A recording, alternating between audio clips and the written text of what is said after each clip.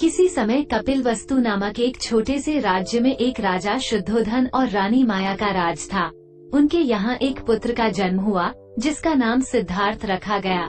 सिद्धार्थ का जन्म एक विशेष रात को हुआ जब आकाश में अनगिनत तारे चमक रहे थे और पूरा राज्य खुशियों से झूम उठा। ज्योतिषियों ने भविष्यवाणी की कि यह बालक एक महान राजा बनेगा या एक महान संत। शिशु सिद्धार्थ के जन्म के 7 दिन बाद ही उनकी मां का देहांत हो गया। उनकी देखभाल राजा शुद्धोधन ने बड़े ही प्यार से की। सिद्धार्थ का जीवन राजमहल के अंदर विलासिता और आराम से भरा था।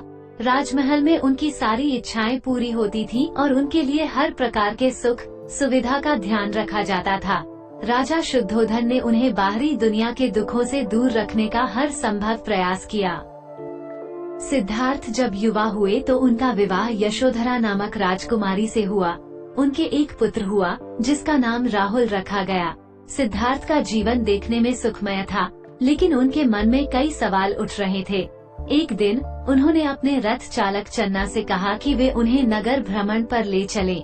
नगर भ्रमण के दौरान सिद्धार्थ ने 4 दृश्यों को देखा जिन्होंने उनके जीवन को बदल दिया। पहला दृश्य, उन्होंने एक वृद्ध व्यक्ति को देखा जिसकी कमर झुकी हुई थी और जो मुश्किल से चल पा रहा था।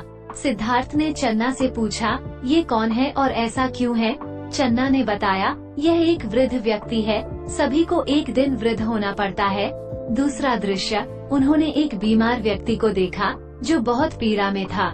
सिद्धार्थ ने पूछा, ये कौन है और यह क्यों पीड़ा में है? चन्ना ने बताया, यह एक बीमार व्यक्ति है, सभी को एक दिन बीमारी झेलनी पड़ती है। तीसरा दृश्य, उन्होंने एक शव यात्रा देखी जहां लोग एक मृत व्यक्ति के शव को लेकर जा रहे थे। सिद्धार्थ ने पूछा, यह क्या हो रहा है? चन्ना ने बताया, यह मृत्यु है, सभी को एक दिन मरना पड़ता है।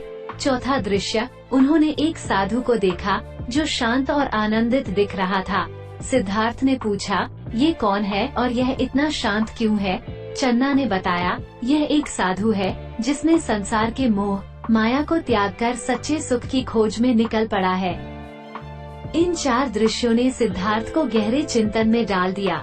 उन्होंने सोचा, राजमहल के सुख सुविधाओं में रहकर मैं इन सच्चाइयों से बच नहीं सकता, मुझे इन समस्याओं का समाधान खोजना होगा। उन्होंने राजमहल, अपनी पत्नी और पुत्र को छोड़कर संन्यास लेने का निर्णय किया। सिद्धार्थ ने अनेक वर्षों तक कठिन तपस्या की, लेकिन उन्हें शांति नहीं मिली। अंततः उन्होंने बोधगया में एक पीपल के पेड़ के नीचे ध्यान लगाना शुरू किया। वहाँ कई दिनों तक गहरे ध्यान में लीन रहने के बाद उन्हें ज्ञान की प्राप्ति हुई और वे बुद्ध ज्ञान के बाद कहलाए। बुद्ध ने अपने शेष जीवन में अनेक उपदेश दिए और लोगों को दुखों से मुक्त होने का मार्ग बताया। उन्होंने 4 आर्य सत्यों और अष्टांगिक मार्ग की शिक्षा दी। उनकी शिक्षाएं आज भी हमें सही मार्ग पर चलने और आंतरिक शांति प्राप्त करने का मार्गदर्शन करती हैं। गौतम बुद्ध की यह कहानी हमें सिखाती है कि जीवन के सच्चे अर्थ की खोज में अपने अंदर की शांति और संतुलन कैसे पाया जा सकता है।